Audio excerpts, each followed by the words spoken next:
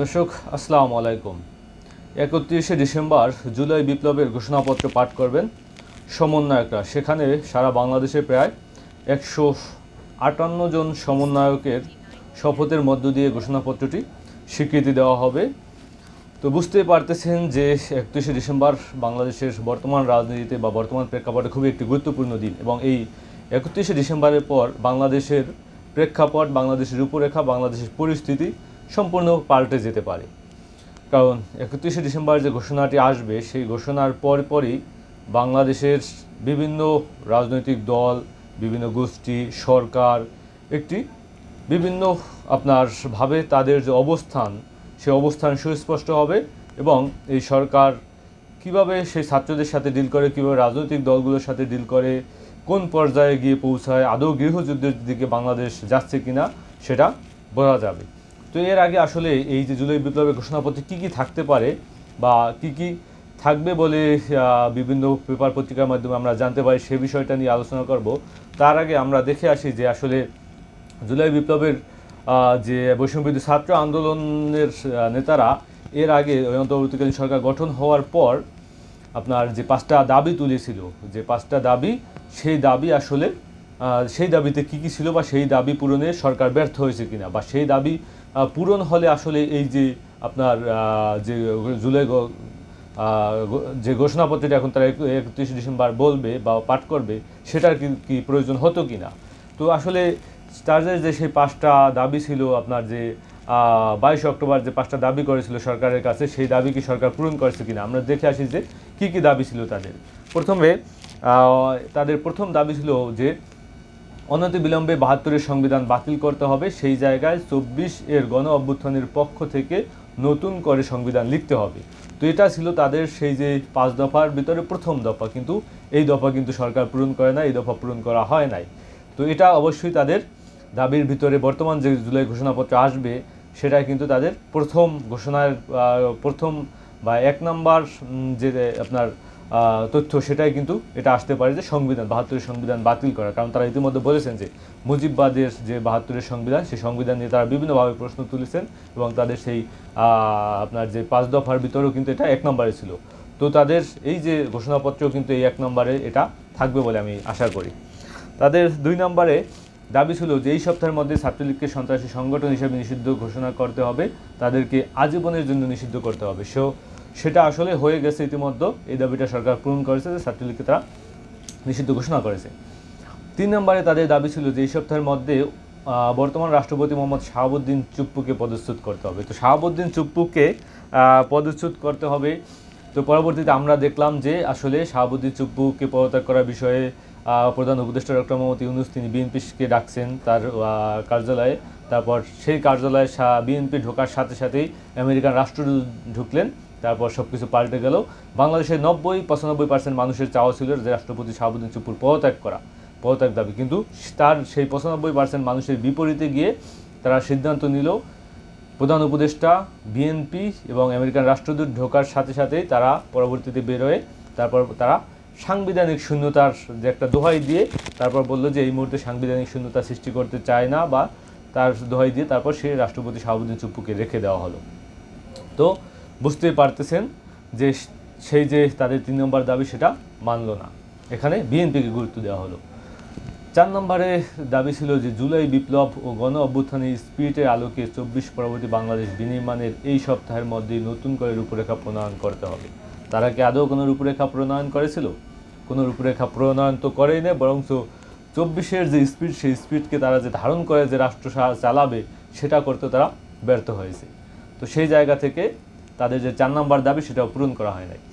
5 নম্বর দাবি 2014 সালের 2014, 18 এবং 24 সালের নির্বাচনকে অবৈধ ঘোষণা করা হবে। এসব নির্বাচনের ধারা নির্বাচিত যারা হয়েছিল তাদের সম্পদ বাজেয়াপ্ত করতে হবে। একই সাথে তারা যেন 24 পরবর্তী বাংলাদেশকে কোনোভাবে প্রাসঙ্গিক হতে না পারে বা নির্বাচনে অংশ নিতে না পারে, সেজন্য আইনি ব্যবস্থা। তো বুঝতেই পারতেছেন যে 3টি নির্বাচন হয়েছিল অবৈধভাবে, যে ভোট চুরির মাধ্যমে, রাতের ভোটের মাধ্যমে, যেটাই বলেন আর কি। তো সেই নির্বাচনে যে নির্বাচনকে অবৈধ ঘোষণা করা এবং সেই অনুযায়ী যারা নির্বাচনে অংশগ্রহণ করছে তাদের সম্পদ বাজেয়াপ্ত করা কোনো কাজই কিন্তু আমরা এখন পর্যন্ত দেখি নাই।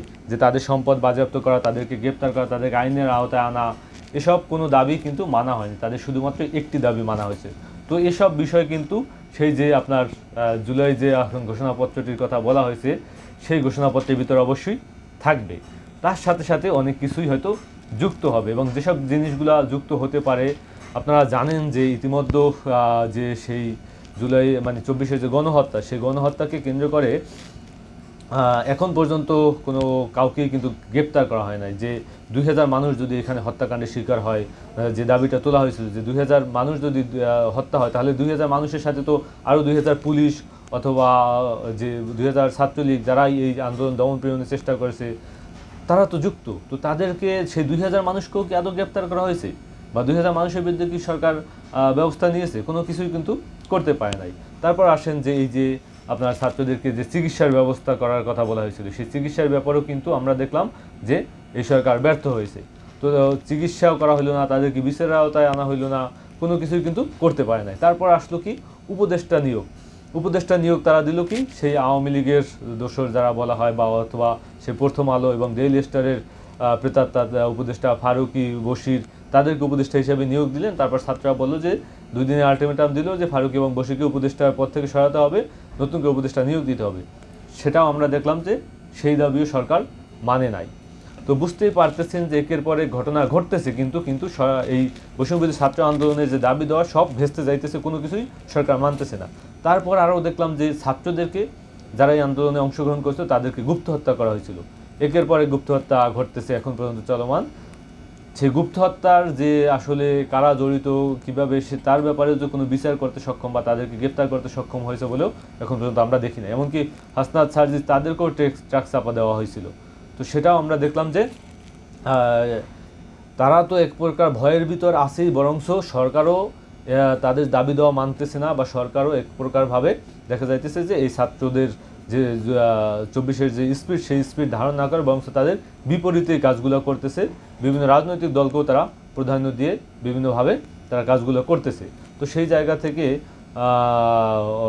এবং সরকারের যে ব্যর্থতা তো কোনো শেষ নেই। আপনার এই যে দ্রব্যমূল্য বলেন, বা একটা অভ্যুত্থানের পর রাষ্ট্র কীভাবে পরিচালনা করা, সব জায়গায় তাদের ব্যর্থতা। শেষমেশ আমরা দেখলাম বিভিন্ন কুতো হওয়ার চেষ্টা হয়েছে। শেষমেশ এই যে আপনার তাদের যে মন্ত্রণালয়, তাদের যে বাসা বাড়িতে মন্ত্রণালয়, যে জায়গায় তারা অফিস করে, যে জায়গায় থাকে, খায়, ঘুমায়, সেই জায়গায় আগুন লাগছে। তার তদন্ত পর্যন্ত এখন পর্যন্ত একটা তদন্ত কমিটি করে, আবার সেই তদন্ত কমিটি বাতিল করে আবার নতুন করে তদন্ত কমিটি করে, মানে একটা নাটকের মধ্য দিয়ে দেশ পরিচালিত হইতেছে। তারা যে ব্যর্থতার চরম পর্যায়ে পৌঁছে গেছে। তো তাই এই মুহূর্তে যে ছাত্ররা যে জুলাই বিপ্লবের যে ঘোষণাপত্রটা সামনে এনেছে, এটা আনা খুবই জরুরি ছিল। এছাড়া তাদের হাতে তো কোনো পথ নেই। তাদেরকে মারা হইতেছে, বিচার হইতেছে না, তাদেরকে এমনকি হত্যার হুমকিও দেওয়া হইতেছে যে সমন্বয়ক তুমি হত্যার জন্য প্রস্তুত হও। এটা আপনারা দেখছেন। এবং একজন খাগড়াছড়িতে দেখলাম একজন ছাত্রী, তিনি এই বৈষম্যবিরোধী ছাত্র আন্দোলনে অংশগ্রহণ করার কারণে তার বাসায় বাড়িতে লেখা আসছে যে তুমি ধর্ষণের জন্য প্রস্তুত হও, যে সমন্বয়ক ধর্ষণের জন্য প্রস্তুত হও। এরকমের বিভিন্ন তথ্য কিন্তু আমরা দেখেছি। তো সেই জায়গা থেকে জুলাই বিপ্লবী যারা ছিল তাদের তো যে ফাঁসির যে মঞ্চ, সেটা তো এখন বর্তমানে দেখা যেতেছে যে প্রস্তুত সেটা। তো সেই জায়গা থেকে এখন তারা যে ঘোষণাপত্রগুলো পাঠ করবেন, সেখানে তাদের যে নিরাপত্তা এবং তাদের যে চাওয়া পাওয়া, বা জুলাই ছাত্র জনতার গণ অভ্যুত্থানের যে স্পিড, সেই স্পিডকে ধারণ করে কিন্তু তারা কিছু ঘোষণাপত্র নিয়ে আসবেন। আসলে সেই জায়গায় যে তাদের যে সেই 5টা দাবি, সেই 5টা দাবি যে 4টি পূরণ হয় নাই, সেই 4টি দাবি তো অবশ্যই থাকবে। যে সংবিধান বাতিল করা, মুজিববাদের যে সংবিধান, 72-এর সংবিধান, যারা সেটা বারবার তারা বলে আসছিল, সেটা বাতিল করা। তারপর এই যে আপনার তো সেটা বাতিল করে বিপ্লবী সরকার, সেটা বাতিল করা মানে হয়তো বিপ্লবী সরকার ঘোষণা করা হবে, বিপ্লবী সরকার তাকে ঘোষণা করতে হবে। তো বিপ্লবী সরকার গঠন করা, এই যে জিনিসগুলো তো থাকবেই। তো তারই সাথে সাথে আপনার আরও নতুন কিছু চাওয়া পাওয়া তাদের যুক্ত হবে, যে উপদেষ্টা পরিষদ ঢেলে সাজানো, এগুলো থাকবে। তার সাথে সাথে আপনারা জানেন যে গতকাল সংবাদ সম্মেলন ছাত্র জনতা জানিয়েছেন জুলাই ঘোষণাপত্রের মাধ্যমে আওয়ামী লীগকে এদেশের রাজনীতিতে অপ্রাসঙ্গিক করা হবে, কবর রচনা করা হবে। এটা হাসনাত আবদুল্লাহ বলেছিলেন। 72-এর মুজিববাদী সংবিধানের ঘোষণাপত্রের মাধ্যমে অতীতের জনবিরোধী ব্যবস্থার বিলুপ নিশ্চিত করে নতুন ব্যবস্থা চালু করা। তো এটা আসলে বুঝতেই পারতেছেন যে থাকবে।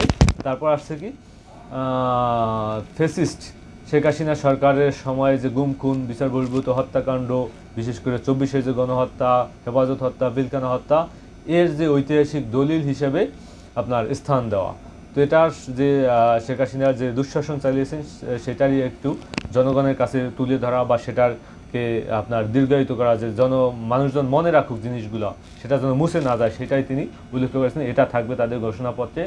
একই সঙ্গে 5ই আগস্ট বঙ্গবন্ধু প্রেসিডেন্ট মোহাম্মদ শাহাবুদ্দিনের সঙ্গে বিএনপি চেয়ারপারসন ও সাবেক প্রধানমন্ত্রী বেগম খালেদা জিয়ার মুক্তির দাবির বিষয়টি গুরুত্ব সহকারে ঘোষণাপত্রে উল্লেখ থাকবে। এখানে বিএনপিকেও তারা এখানে যুক্ত করেছেন যে বিএনপি চেয়ারপারসন বিএনের ব্যাপারে তাকে মুক্ত করে দেওয়ার ব্যাপারে যে সিদ্ধান্তগুলো ছিল। তো এগুলো তো থাকবেই। এরপর জনবান্ধব বর্তমান ভবিষ্যৎ রূপরেখা, রাষ্ট্রের রূপরেখা কী হবে, কীভাবে তারা কীভাবে যেহেতু তারা রাজনৈতিক দল গঠন করবে, তাদের চাওয়া পাওয়া বা কেমন একটা 24 পরবর্তী কেমন রাষ্ট্র তারা দেখতেছে, এরকমের গুরুত্বপূর্ণ চমকপ্রদ কিছু নিয়ে আসা হবে এই ঘোষণার মাধ্যমে। এখন এই ঘোষণা হওয়ার পর পরবর্তী রাষ্ট্র কেমন হবে, 1 জানুয়ারি থেকে রাষ্ট্র কেমন হবে, এই ঘোষণাপত্র তারা রাষ্ট্রপতির বিপ্লবী সরকার গঠন করা, সংবিধান বাতিল করা, এর বিপরীতে তো আপনার বিএনপি আছেই। তারা যদিও বারবার বলে আসছিল যে আমরা ক্ষমতায় আসলে এই সংবিধান ছুঁড়ে ফেলে দেবো, এমনকি বিএনপির চেয়ারপারসনের চেয়ারপারসন বেগম খালেদা জিয়াও সংবিধান নিয়ে কথা বলছিলেন মির্জা ফখরুল ইসলাম আলমগীর। কিন্তু 24-এর পর এই 5ই আগস্টের পরপরই তারা আবার সংবিধানকে প্রাধান্য দেওয়া শুরু করলেন, যে না, সংবিধানের শূন্যতা সৃষ্টি করা যাবে না। তো তাদের যে দ্বিমুখিতা, সেটা কিন্তু আমরা দেখতে পাইলাম, যেটা আসলে তাদের কাছ থেকে কাম্য না। শাহাবুদ্দিন চুপ্পুকে টিকিয়ে রাখার জন্য তারা কাজ করছে। তো এরকমের বিভিন্ন দিককে কেন্দ্র করে দেখা যাইতেছে যে এই যে ঘোষণাটি আসবে, এই ঘোষণার বিপরীতে বিএনপি একটা অবস্থান নেবে, এবং এই ঘোষণা পর বিএনপি এবং এই যে ছাত্র জনতা, তারা কিন্তু একটি সংঘাতে জড়িয়ে দিতে পারে। এবং ইতিমধ্যে আপনারা দেখেছেন যে এখানে আজকে রুহুল কবির রেজভী বলেছেন যে ঘোলা পানিতে মাছ শিকার করছে জামাত। তার মানে তিনি বলতেছেন যে জামাত এই যে ছাত্র জনতার যে এই যে 31 ডিসেম্বর যে ঘোষণাপত্রটি হবে, সেই ঘোষণাপত্রে আপনার লোক সমাগম বা সার্বিক সাহায্য সহযোগিতা করবে জামাত। তারা লোক সমাগম বিভিন্ন জায়গা থেকে এনে তারপর এটাকে বড় রকমের একটা সমাবেশ দেখানোর চেষ্টা করবে। পরবর্তীতে দেখা যাবে যে বিএনপির বিপরীতে জামাত এবং এই যে আপনার ছাত্র জনতা, তারা একটা আপনার জোটেও গিয়ে নির্বাচনে আসতে পারে, সেটা এখনো বলা যায় না। কিন্তু বিএনপি যে ধীরে ধীরে জামাত বিরোধী যে বক্তৃতাগুলো দিতেছে, তারপর এই যে ছাত্রদের বিভিন্ন আপনার দাবির বিপরীতে দাঁড়িয়ে যাইতেছে, তার মানে বোঝাই যাইতেছে সুস্পষ্টভাবে এখানে বড় রকমের একটা সংঘাত হতে পারে। সেই সংঘাতটা হবে আপনার সেই সংঘাতে অবশ্যই বৈষম্যবিরোধী ছাত্র আন্দোলনের বিপরীতে জামাত যাবে না, এবং জামাত এবং বৈষম্যবিরোধী ছাত্র আন্দোলন এক পক্ষে থাকবে, এবং সেই দ্বিতীয় পক্ষে থাকবে বিএনপি। এবং বিএনপি দ্বিতীয় পক্ষে থাকার পর এখানে সরকার কি ভূমিকা পালন করবে, এবং সেনাপ্রধান কিন্তু একটা গুরুত্বপূর্ণ বিষয়। সেনাপ্রধান এটাকে কিভাবে হ্যান্ডেল করবেন, তিনি কি করবেন, তার অবস্থান কি হবে, বা বিশেষ করে সাময়িক আইনও কি মাসাল্লাহ জারি হতে পারে কিনা, এই বিষয়গুলোও কিন্তু খুবই গুরুত্বপূর্ণ। তো বোঝাই যাইতেছে যে আসলে জুলাই এই ঘোষণাপত্র খুবই গুরুত্বপূর্ণ, এবং এই ঘোষণাপত্রের পর বর্তমান রাষ্ট্রের পরিস্থিতি এবং সেই 2025 সালের প্রথম 1 জানুয়ারির যে দিনটা, সেই দিনটা ভিন্ন একটা দিন হতে পারে। এবং সেই দিন থেকেই রাষ্ট্রের যে পরিস্থিতি, রাষ্ট্রের যে বর্তমান অবস্থা, সেটা বর্তমান কাঠামো সব কিছুই নতুন রূপে শুরু হতে পারে, এবং নতুন করেই তারা এই রাষ্ট্রকে কিভাবে আমরা দেখব, বা কিভাবে এই রাষ্ট্র আমাদের এই রাষ্ট্রের রূপরেখা কেমন হয়, এই রাষ্ট্র কিভাবে পরিচালিত হবে, সেটা কিন্তু সেই 1 জানুয়ারি থেকেই কি সংঘাতের ভিতর যাইতেছে রাষ্ট্র, নাকি গৃহযুদ্ধের ভিতর যাইতেছে, নাকি নতুন করে বিপ্লবী সরকারের তত্ত্বাবধানে রাষ্ট্র আসতেছে, নাকি সেনা শাসনের দিকে যাইতেছে, এরকমের বিভিন্ন প্রশ্ন কিন্তু ঘুরপাক খাইতেছে বিভিন্ন সোশ্যাল মিডিয়ায়, বিভিন্ন জনগণের প্রাণে। তো সেই জায়গা থেকে আমরা কেমন রাষ্ট্র দেখব, বা আমরা অবশ্যই বাংলাদেশে কোনো সংঘাত, ইতিমধ্যে আমরা বিভিন্ন সংঘাতের মধ্য দিয়ে আসলে এই 5ই আগস্টের পর আমরা যাইতেছি, তারই ধারাবাহিকতায় যদি আরও সংঘাত বাড়তে থাকে, আমাদের দেশের অর্থনীতিতে, আমাদের দেশের রাজনীতিতে অবশ্যই একটা ধাক্কা খাবে, এবং সেই ধাক্কা থেকে বেরিয়ে আসা আরও কষ্টকর হবে। এবং বিশেষ করে আওয়ামী লীগ যেটা বলে আসছিল যে আমরা তো ক্ষমতা ছেড়েই দিছি, সুস্থ সুন্দরভাবে তো রাষ্ট্র পরিচালিত হচ্ছে না, আরও সংঘাত বাড়তেছে, দেশের ভিতরে অস্থিতিশীল পরিবেশ সৃষ্টি হইতেছে, এবং সেই জায়গায় যে ঘোলা পরিবেশ, সেই ঘোলা পরিবেশে আওয়ামী লীগও কিন্তু চাইলে আপনার মাছ শিকার করতে পারে। আসসালামু আলাইকুম।